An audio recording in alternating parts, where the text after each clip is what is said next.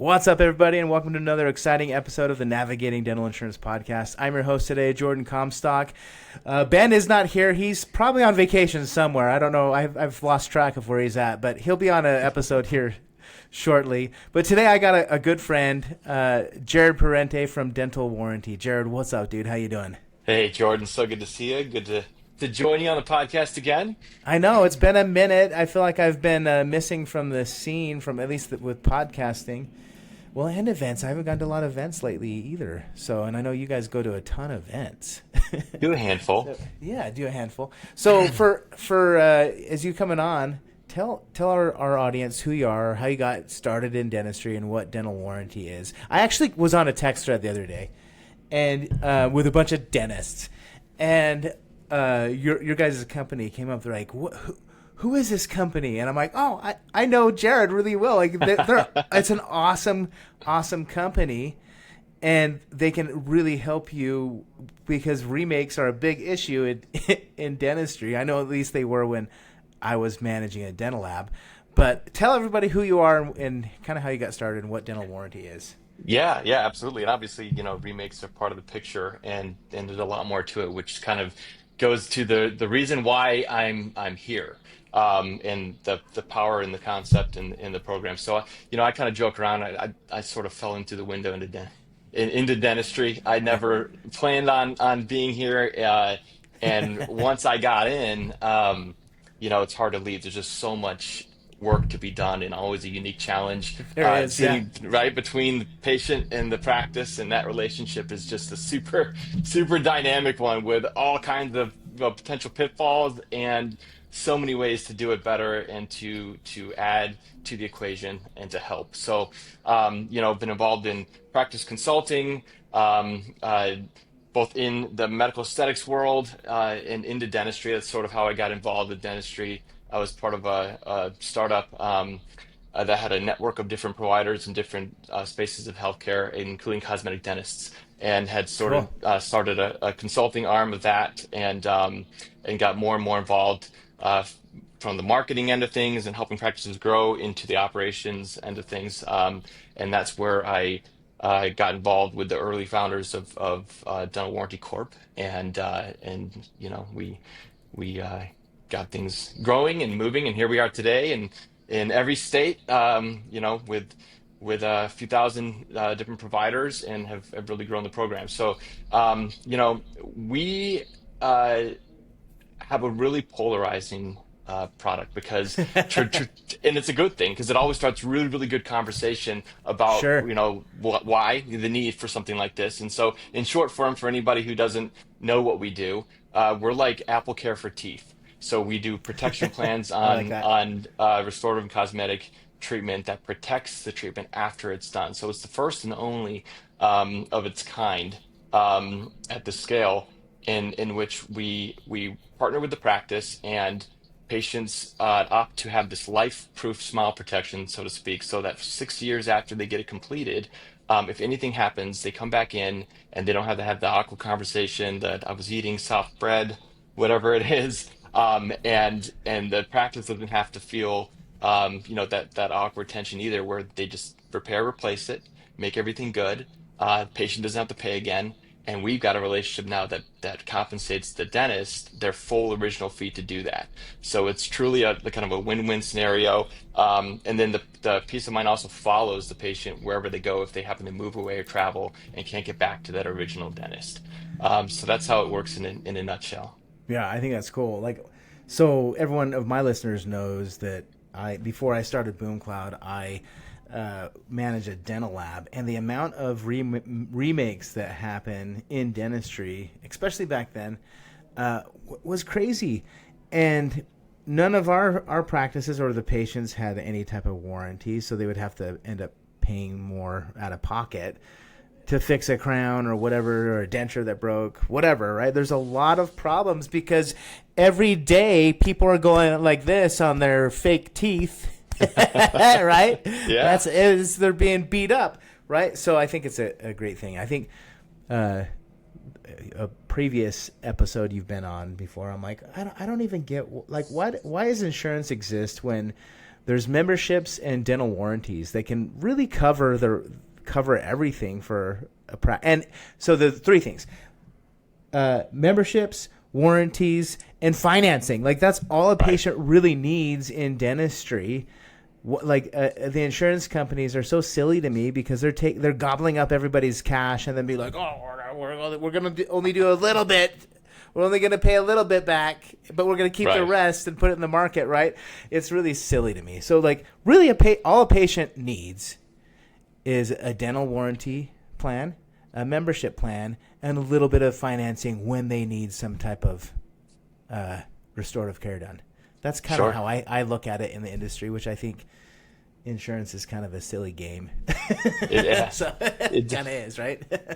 Definitely some opportunity there to figure that one out again. It's been right? quite the same for just a few decades. Yeah. So let's talk about this. This has been a question I've been asking every guest the past couple weeks.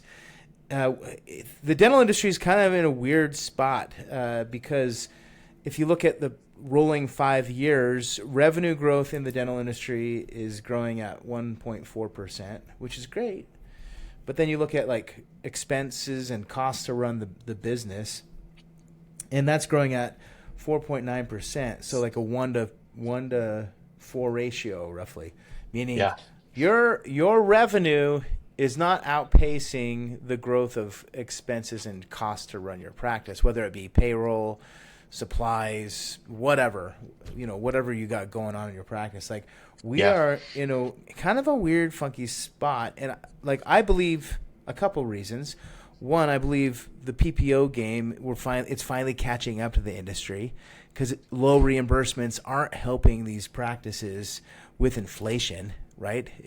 They're really feeling a crunch. So one, what are your thoughts on that? And like, have you seen like dental warranty, does that help with the situation in dentistry? Like, I'd just like to know your thoughts on that. Oh yeah, for sure. We think about this every single day. Sweet. So we're sitting here at the crowd, absolutely.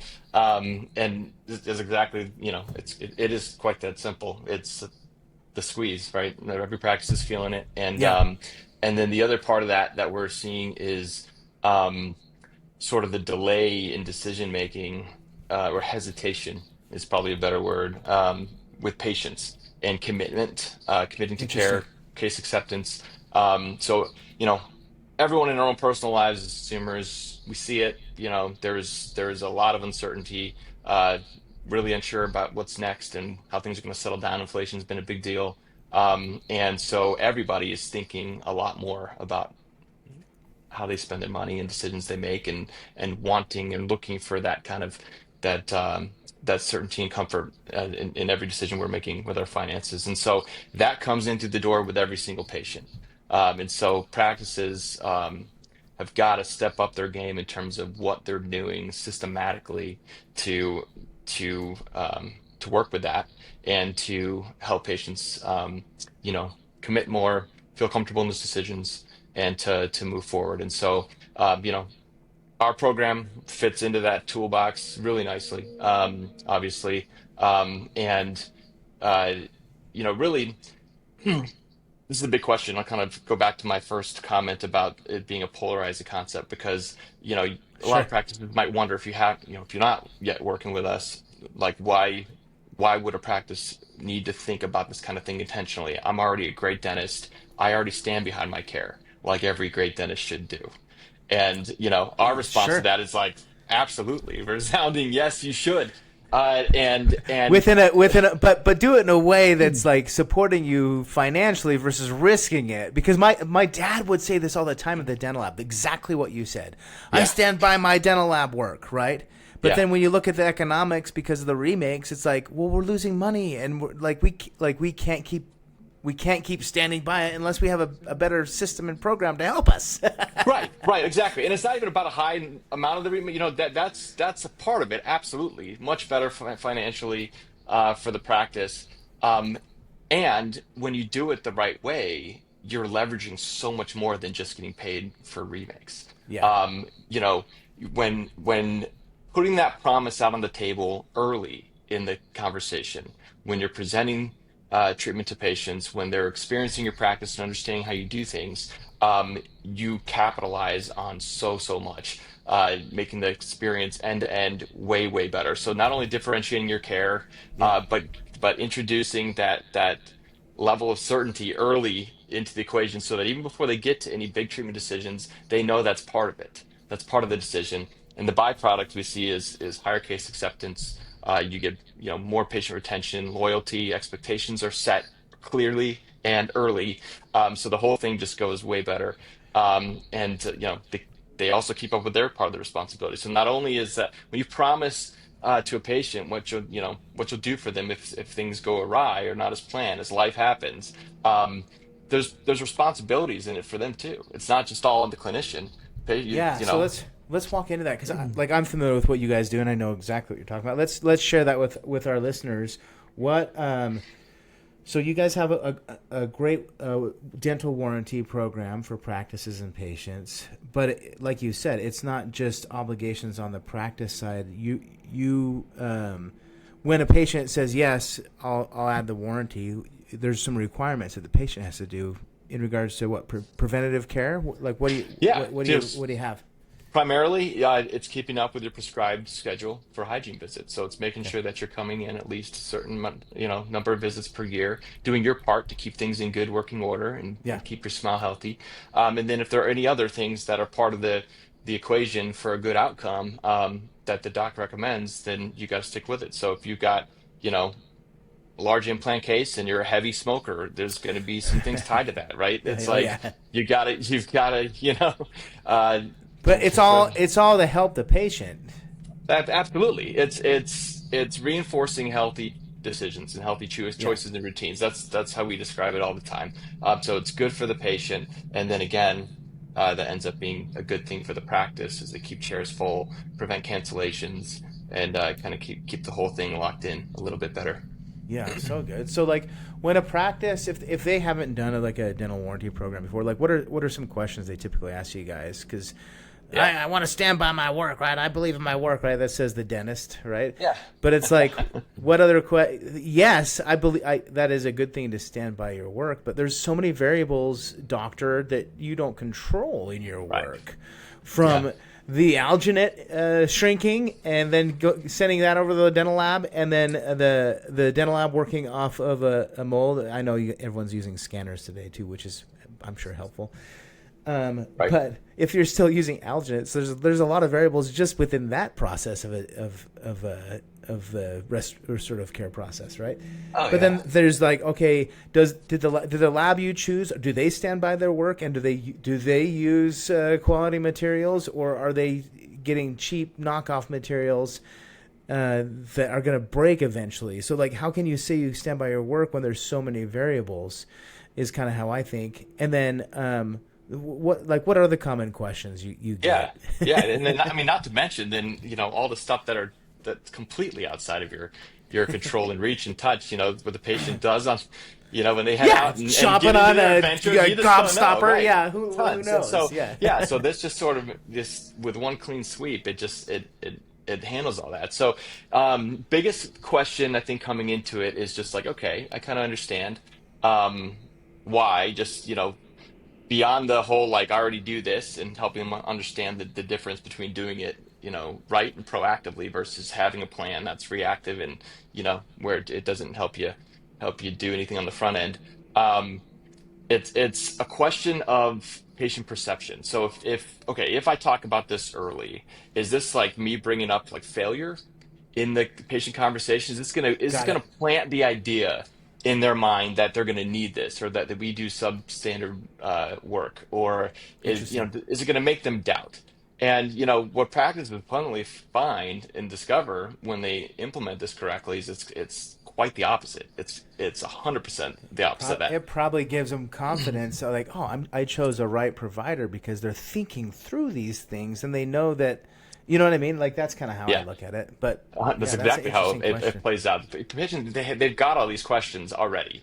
Whether they're speaking them out loud or not, they're there. So by you Yeah. proactively answering ahead of time and giving them something that's expanded and way outside of the ordinary in terms of that peace of mind and comfort with their decision and protecting their investment, you're making that experience just night and day, way better for them. And you're answering those things proactively. They're going to think more of your approach to care, and that trust level goes way up. So that's then probably the number one thing that we help uh, re reframe, I guess, for Yeah. practices coming into the Do discussion. do any of them say, "Well, I'm going to just do this on my own"? Sure. It's like Yeah. So we get that one, fairly often, and because I get the that rea one too, right? It's like, yeah, of course you yeah, can, but you could. there's a There's a lot to lot of things. it. Yeah, exactly. I mean, and it's just, the simple first response to that is just like you could, like anything in your practice, you could go and do and reinvent the wheel, and then the reality of that is you always find that it's way deeper and more than you think, Yeah, to do it and to do it right. And fair amount of expertise and value we bring in coaching you how to implement correctly, supporting the team, all of that.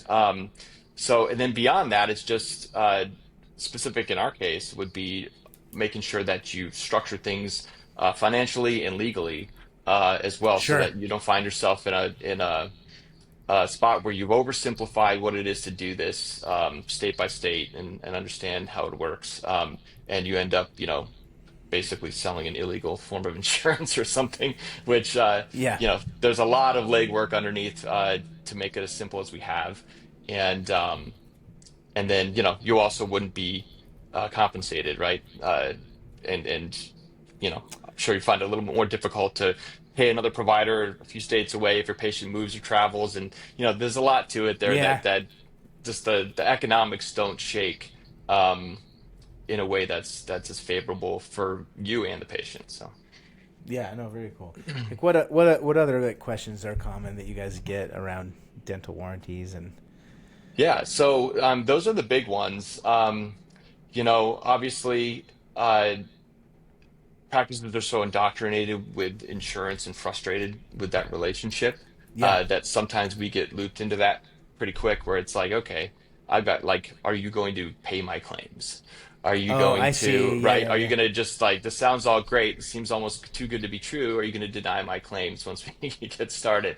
And, what's very, very different about that way we operate is we've summarized and whittled down the eligibility requirements to a very small core set of things that going into every single interaction and transaction, you should know without doubt whether or not this is something that would be paid or not. We're not, I mean, this is, and so that's where it's a lot different. A lot of, sometimes we'll get a practice like, oh, hey, can I get a predetermination? Are you guys going to, and it's like, Yeah, they're so you used to know, insurance. Yeah. right. And we'll help them through that so they feel comfortable, but like, they don't need that. Like, small set of core, things that they need to abide by. And if they do that and get used to and comfortable with that small set of rules, they know going in every time. And that's why our approval and rate is, 99 plus percent. There's very few things that we call a denial on, when there's things that are just get completely out of place. Yeah. Or it's a question of, more like malpractice or something that this isn't designed uh, to, to, Sure. Yeah. to cover. Have you ever had a case like that where you had to deal with malpractice?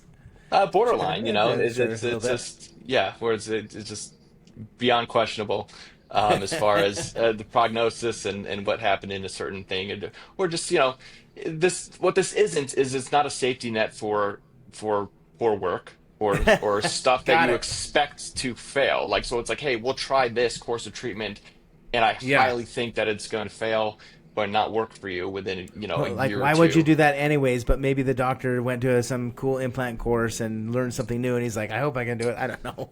Right, exactly. And so that's another way actually that we coach practices to sort of leverage this too. When you've got a patient that's like, hey, is there any other way to do this? Or do you have a plan B or something that's less expensive, or, something that you really don't uh, recommend for the Yeah. patient? And it's a way that you can make that tangible and clear to the patient where it's like, okay, yes, I can help you by going down this other alternate course, but I cannot offer you a 6-year protection plan on that. So you'll have, you know, something that you'll pull back and offer just as, good practice. Sure. but you can't just in good conscience offer something that's extended, knowing that it's got a much uh, higher likelihood of failing. With like today's technology, because like dentistry has come a long way since I've started in it, where like the first thing I learned how to do was wax a gold crown. Okay.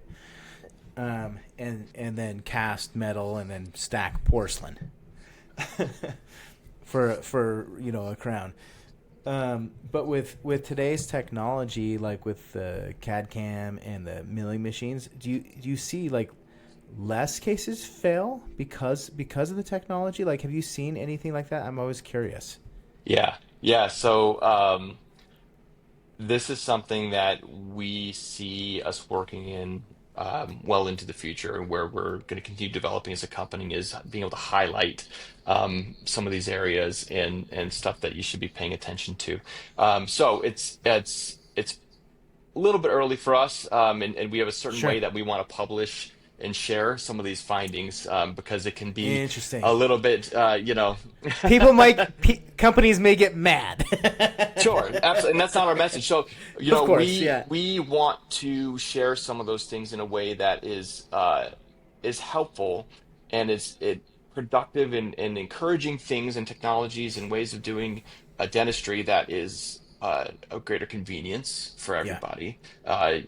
Faster turnaround, all that is wonderful for the experience, and it's good for the patient, good for the practice as well. And there are more moving parts and things that need to be accounted for it to work out that way, because we do Sure. see uh, some concerning trends with higher failure rates with some of these Interesting. technologies Which versus I see traditional.